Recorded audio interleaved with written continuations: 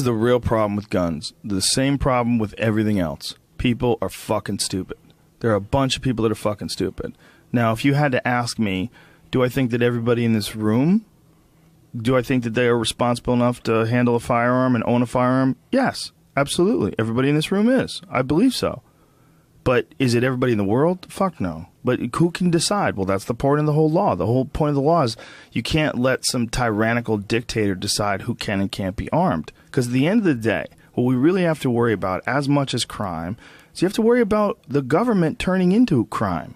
Because the governments of nations all over the world have fucked the people over and done shit that people don't want, imprisoned them, enslaved them. Are we supposed to ignore that?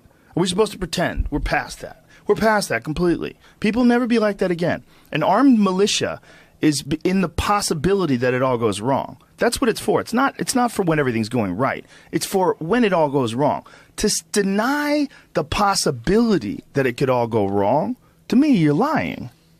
You're lying. You're pretending we're better than we are. Because you look all over the world, there's war everywhere.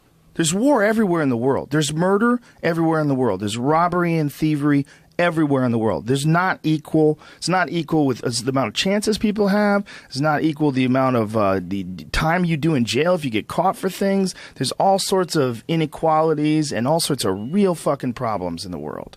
And to say that we've reached some utopian place where you don't have to worry about the government turning into a tyranny. Bullshit.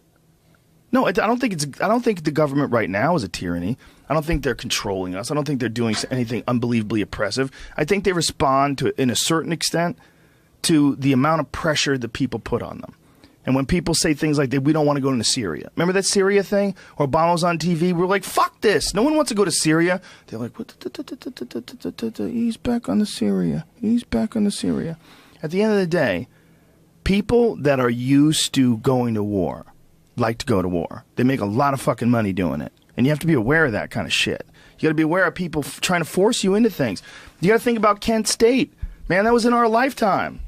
You know? During the Vietnam War, they fucking shot kids that were protesting. They shot them on the college campus for doing nothing but protesting. That wasn't that long ago, man.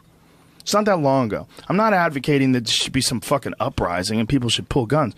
But I am saying you can't just have one group of people running other groups of people with no recourse. With no the people don't have any ability to stop them. So the people in power, we just have to trust that they're going to be good. That's crazy. Why would you do that? They're just people. And people, if you give them too much power, they almost always fuck it. They almost always abuse the shit out of it. It's very rare that someone gets into a position of power and all of a sudden does wonderful, selfless things for the world. Bullshit.